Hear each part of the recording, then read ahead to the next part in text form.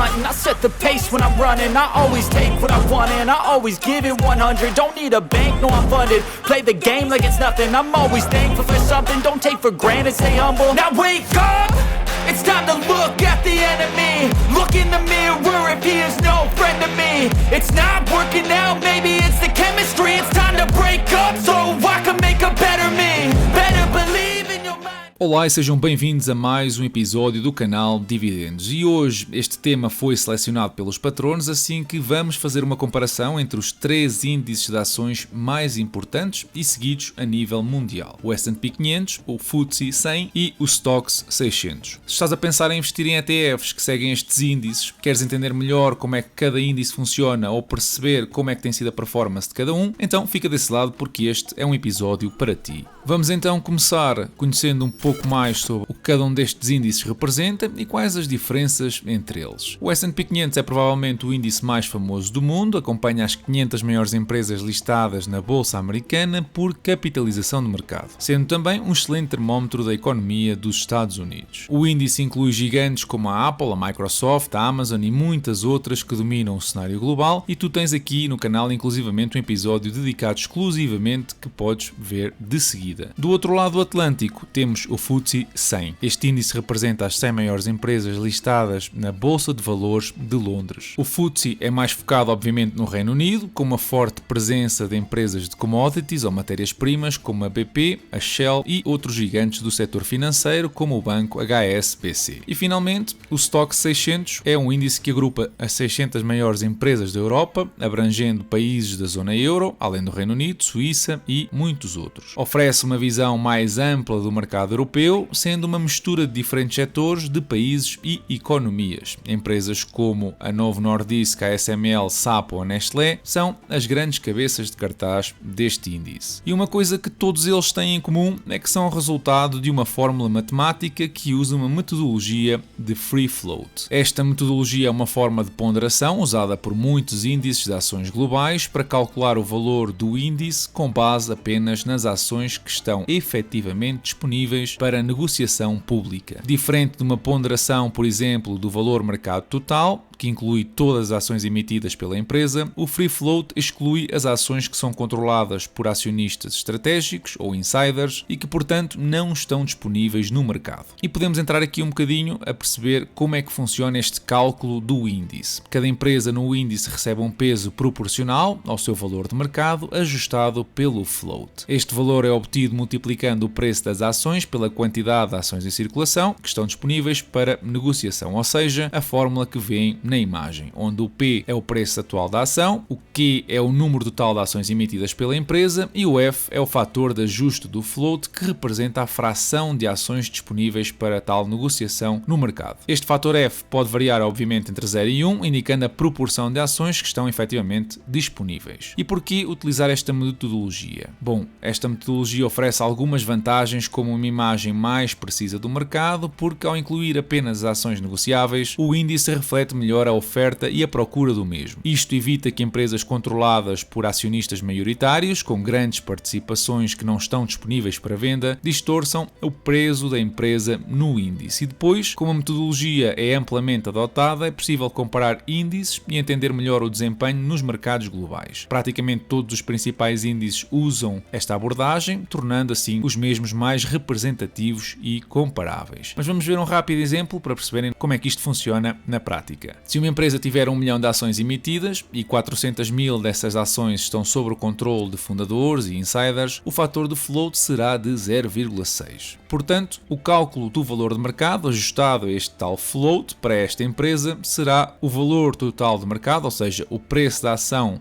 multiplicado pelo número total de ações, multiplicado também por 0,6. Entendido então como é que podemos calcular este fator, podemos usar um exemplo representativo do cálculo de um índice para 3 empresas. A empresa A com um preço de $50 e 1 milhão de ações emitidas, com um fator de float de 90%. A empresa B, com um preço de $100, 500 mil ações emitidas e um float de 100%. E a empresa C, com um preço de $200, 200 mil ações emitidas e um float de 80%. Usando então a fórmula, podemos determinar o valor de mercado ponderado para cada empresa, como vem na imagem, e somando estes valores e dividindo pelo divisor, suponhamos que sejam 10 milhões, para a simplificação, o valor do índice seria de 12,7%. Portanto, a metodologia Free Float é fundamental para assegurar que os índices refletem apenas as ações que podem efetivamente ser compradas e vendidas no mercado aberto. Isto aumenta a precisão do índice, proporcionando uma visão mais clara e confiável do comportamento do mercado para todos, investidores e analistas. Mas perceber como é que funcionam não nos diz muito sobre a performance de cada um. Portanto, agora vamos analisar a performance individual nos últimos anos. Ora, o S&P 500 tem sido o grande destaque entre os três, especialmente na última década. O crescimento tecnológico nos Estados Unidos impulsionou fortemente o índice, com retornos anuais médios de 2 dígitos nos últimos 10 anos. Mesmo com a volatilidade que vimos em 2020, o índice conseguiu recuperar muito rapidamente. O FTSE, por outro lado, tem sido um pouco mais modesto em comparação. O índice é fortemente influenciado pelo setor da energia e das finanças e foi também impactado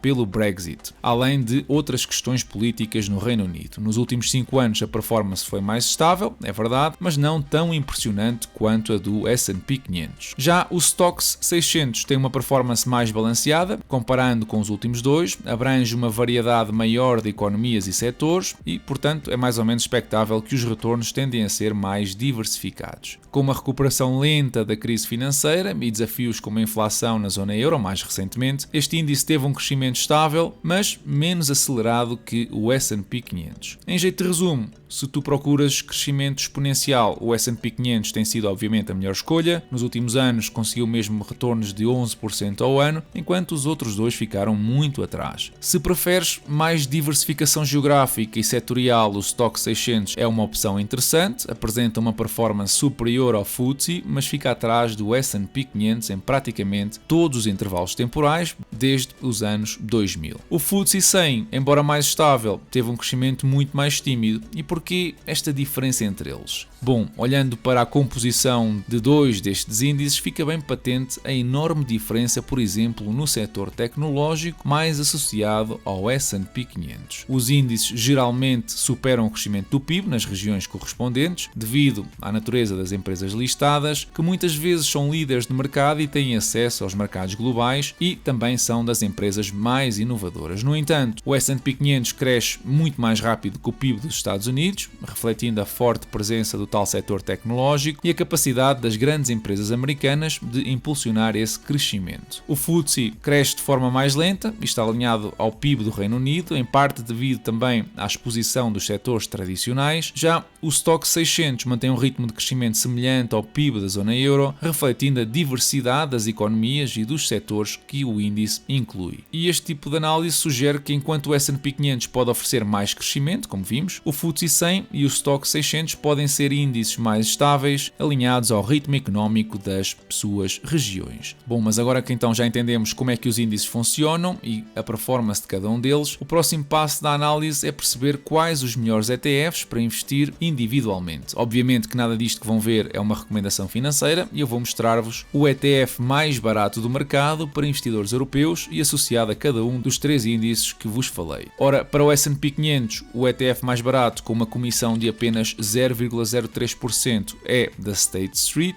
e tem o ISIN que vês na imagem. Tu consegues encontrar o mesmo na Trading 212 ou na Interactive Brokers com o ticker de SPYL. SPYL. Este ETF replica fisicamente as ações das empresas e é acumulativo para que não tenhas de te preocupar com impostos. Para um ETF que represente o FTSE 100. Tens o ETF da BlackRock com uma comissão de 0,0%, o dobro da anterior, e que está disponível com o ticker SXRW nas corretoras que eu mencionei. Também é de replicação física e acumulativo, maximizando assim a tua componente tributária. Por fim, para o Stoxx 600 600 e um ETF que represente as ações europeias, tens um produto da Amundi, com a mesma comissão da BlackRock, de 0,07%, replicação física e acumulativo. Existem obviamente mais opções que podes encontrar na página Just ETF ao selecionares o índice que queres ver replicado na caixa do lado esquerdo. Mas vamos entrar então nas considerações finais. Qual é que destes índices é o melhor para ti? E aqui a resposta, como já deves ter adivinhado, é que depende dos teus objetivos e do teu perfil de investidor. O S&P 500 pode oferecer crescimento acelerado, é verdade, mas também pode ter mais volatilidade. O FTSE 100 tende a ser mais estável, mas, por outro lado, tem retornos muito inferiores. E o Stock 600 até pode ser a opção mais equilibrada, oferecendo diversificação em vários países, mas fica também aquém dos retornos do S&P 500. O mais importante é que te lembres que investir envolve sempre riscos, e não é por estares a investir num ETF que estes riscos deixam de existir. É crucial fazeres uma boa análise antes de tomar qualquer decisão, porque se andas à procura de diversificação ou de exposição a diferentes mercados, então a diversificação entre estes três índices também pode ser uma boa chave para o teu portfólio. No entanto, não te esqueças de partilhar a tua opinião na caixa de comentários, inclusivamente se já tens algum destes ETFs em carteira. Esta foi uma semana muito positiva para a generalidade dos índices, exceto na Europa. Aí a coisa descambou e vemos o nosso PSI a liderar as perdas com 3%, com Espanha e Itália logo atrás. Os índices americanos evoluíram em sentido inverso depois de conhecido o resultado das eleições, fecharam todos a semana acima dos 4%.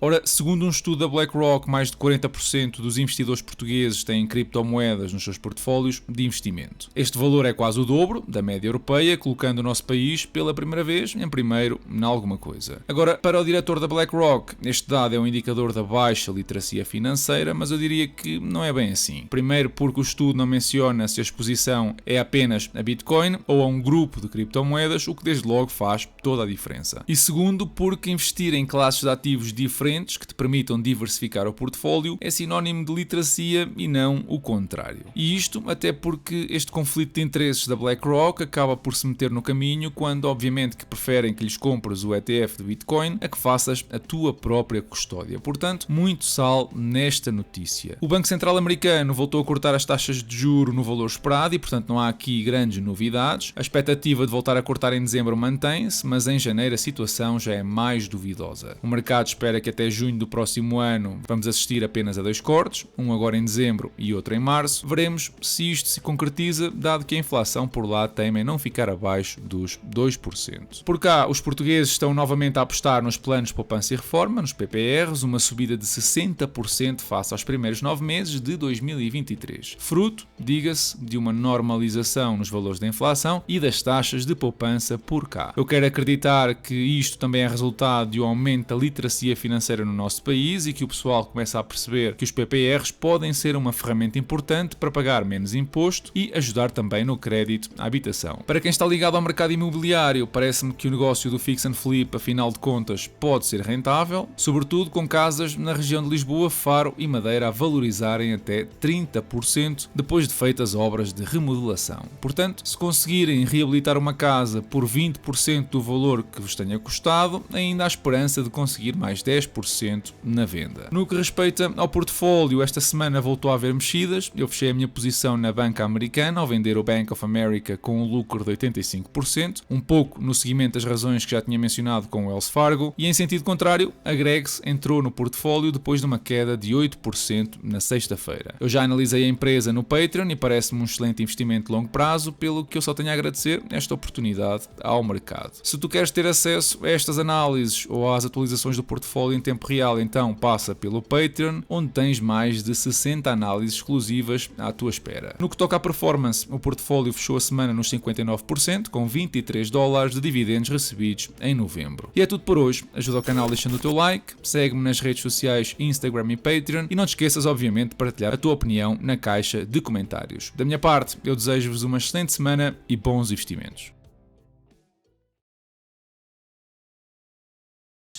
Não é tanta a ideia de que há países que estão a lidar melhor, mas em que os ciclos políticos desses países têm visto populismos crescer e depois de crescer, e que a forma como os sistemas políticos se foram organizando são diferentes. Nós podemos continuar sempre a discutir como é que devemos lidar com o Partido Populista. Não há uma resposta única.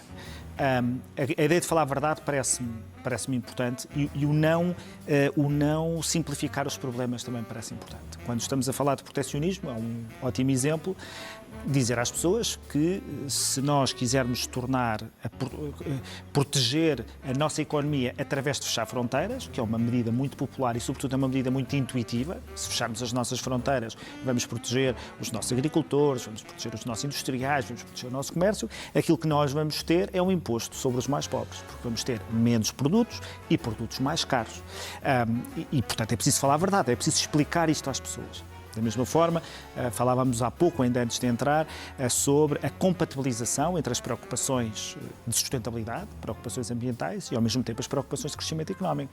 Só num mundo de respostas fáceis é que crescer economicamente e combater alterações climáticas são incompatíveis. Aliás, vários países europeus têm mostrado que é possível reduzir emissões e crescer economicamente. O que nós não podemos aceitar é políticas binárias em que, de um lado, queremos regredir do ponto de vista populacional ou queremos ter uma menor... As gerações antigas, as gerações mais velhas, eram mais sustentáveis porque eram em menor número. Mas é preciso explicar porque é que antes havia menos pessoas. Havia menos pessoas porque morriam muitas à nascença e morriam muitas nos primeiros 5 anos de vida. Nós queremos voltar ao tempo da mortalidade infantil, que foi uma das maiores conquistas da globalização e da nossa civilização, ou não? E, portanto, nós também não saímos da Idade da Pedra porque de repente acabaram-se as pedras. Nós saímos da Idade da Pedra porque descobrimos formas mais eficientes de ser produtivos. Ora, é a tecnologia, é o crescimento, é a ciência que nos pode ajudar a vencer os principais desafios climáticos que nós temos. E, portanto, é sair desta ideia binária de ou temos mais crescimento ou temos mais ambiente e encontrar forma de falar a verdade e de conciliar, porque elas são conciliáveis. Eu recuso-me a aceitar que vivemos numa sociedade em que as pessoas estão condenadas a querer e a multiplicar respostas que não são úteis para os seus problemas. Admito isso circunstancialmente, mas não de um ponto de vista de perpetuidade, se quisermos. I'll allow it.